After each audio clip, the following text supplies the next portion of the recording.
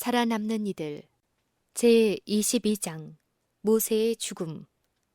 모세는 머지않아 죽을 것이었으므로 그가 죽기 전에 이스라엘 자손들을 모으고 애굽을 떠난 이후로 히브리 사람들의 모든 여행과 저희 조상들이 범한 모든 큰 죄들과 또 그것들 때문에 하나님의 심판이 이르렀던 일을, 그리고 약속의 땅에 들어가지 못하리라는 말씀을 하실 수밖에 없게 한 일들을 이야기하라는 명을 받았다.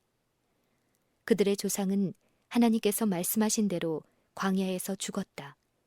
그리하여 그 자손들이 장성하여 가나안 땅을 소유할 약속이 그들에게 성취될 것이었다. 그 사람들 중에 대다수는 율법을 받을 당시에는 어린 아이였으므로 율법을 받을 때에 있었던 장엄한 광경을 기억하지 못하였다. 그 외 다른 사람들은 광야에서 출생하였으므로 그들의 십계명과 및 하나님께서 모세에게 주신 법과 율례를 준수해야 할 필요를 깨닫지 못하지는 않을까 하여 모세는 십계명과 그리고 그 계명을 발표하실 때 있었던 모든 광경을 되풀이하여 말하라는 지시를 받았다. 모세는 하나님께로부터 받은 모든 법과 율례를 책에 기록하였고 도중에서 받은 하나님의 교훈을 성실하게 기록하였으며 그 백성들을 위하여 하나님께서 베푸신 모든 이적과 이스라엘 자손들의 모든 원망도 기록하였다.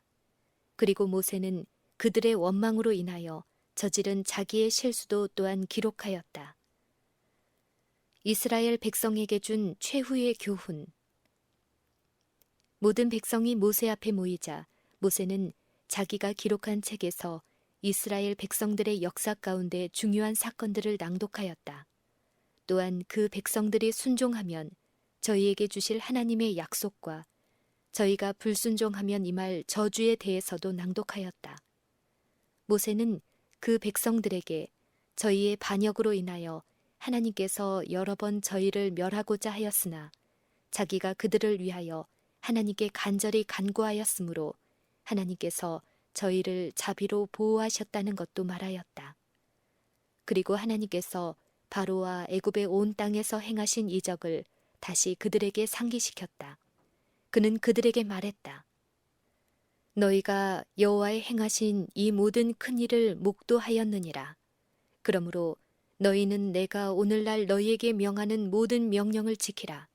그리하면 너희가 강성할 것이요 너희가 건너가서 얻을 땅에 들어가서 그것을 얻을 것이라. 모세는 특별히 이스라엘 자손에게 우상 숭배에 빠지지 말라고 경고하였다. 그는 하나님의 계명을 순종하라고 간절히 부탁하였다. 만일 그들이 하나님을 사랑하고 순종하여 온전한 마음으로 하나님을 섬기기만 하면 하나님께서는 때를 따라 비를 주사 밭에 채소를 풍족하게 하시고 가축을 번성하게 하실 것이다. 그들은 특별하고도 탁월한 특권을 누릴 것이며 저희 원수를 쳐 이길 것이다. 모세는 이스라엘 자손에게 간절하고도 감명적인 교훈을 주었다. 그는 이것이 백성들에게 말할 수 있는 마지막 기회인 것을 알았다. 그리고 그는 모든 계명과 율례와 법도와 및 희생 제물을 드리는 일에 관한 여러 가지 규칙을 책에 기록하는 일을 마쳤다. 모세는 그 책을 거룩한 직무를 수행하는 사람에게 주고 그 책을 안전하게 보존하기 위하여 법궤 곁에 두라고 요청하였는데 이는 하나님이 법궤를 계속 보호하실 것이기 때문이었다.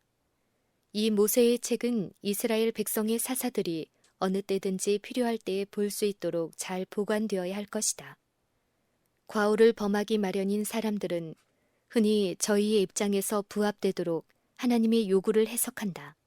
그러므로 모세의 책은 장래의 참고가 되도록 지극히 거룩한 곳에 보관되었다. 모세는 가장 힘있고 예언적인 말로 백성들에 대한 그의 훈계를 끝냈다. 그것은 애절하고도 웅변적인 말이었다. 하나님의 감동에 따라 그는 이스라엘의 각 지파를 개별적으로 축복하였다. 마지막 부분에서는 이스라엘 백성들이 만일 하나님을 순종하고 그의 능력을 의지하면 하나님의 위엄과 이스라엘 백성의 탁월함이 끊임없이 계속될 것이라고 말했다. 모세의 죽음과 부활. 모세가 모압 평지에서 느보산에 올라 여리고 맞은편 비스가산 꼭대기에 이르매 여호와께서 길르앗 온 땅을 단까지 보이시고 또 온 납달리와 에브라임과 므낫세의 땅과 서해까지의 유다 온 땅과 남방과 종려의 성읍 여리고 골짜기 평지를 소알까지 보이시고 여호와께서 그에게 이르시되 이는 내가 아브라함과 이삭과 야곱에게 맹세하여 그 후손에게 주리라 한 땅이라. 내가 네 눈으로 보게 하였거니와 너는 그리로 건너가지 못하리라 하시매 이에 여호와의 종 모세가 여호와의 말씀대로 모압 땅에서 죽어 벳부올 맞은편 모압 땅에 있는 골짜기에 장사되었고 오늘까지 그 묘를 아는 자 없느니라.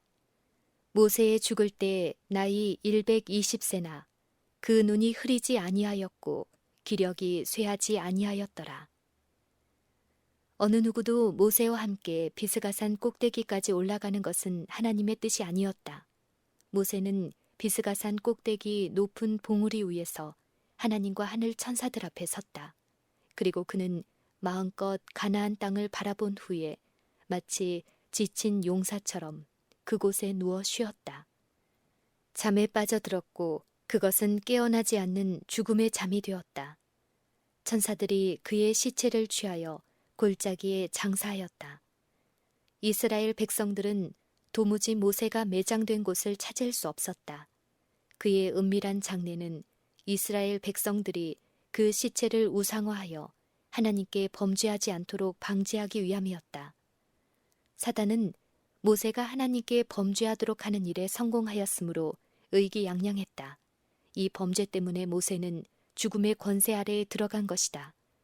모세가 만일 계속하여 하나님께 신실하고 그의 생애가 이 한 가지 범죄, 즉 반석에서 물을 내게 함으로 영광을 하나님께 돌리지 못한 그 죄로 더럽혀지지 아니하였더라면 그는 약속하신 땅에 들어갔을 것이요 죽음을 맛보지 아니하고 승천하였을 것이다.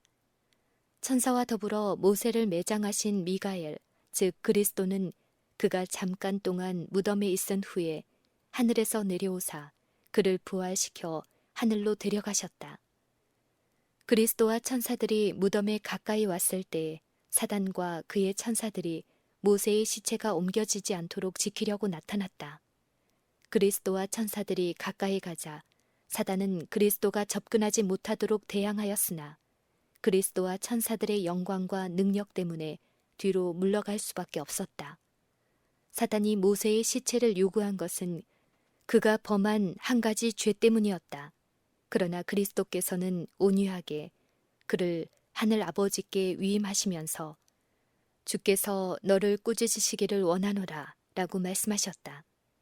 그리스도는 사단에게 모세는 겸손한 마음으로 그 한 가지 잘못을 뉘우쳤으므로 그의 품성에 아무 흠도 남아있지 않고 따라서 그의 이름은 하늘 기록책에 흐려지지 않고 똑똑하게 기록되어 있음을 안다고 하셨다.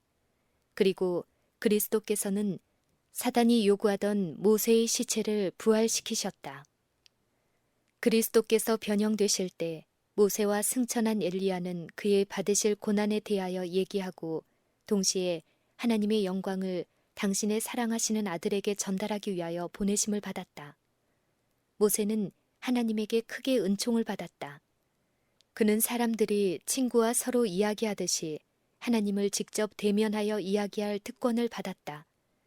그리고 하나님께서는 어느 누구에게도 보이신 적이 없는 당신의 지극한 영광을 모세에게 보여주셨다.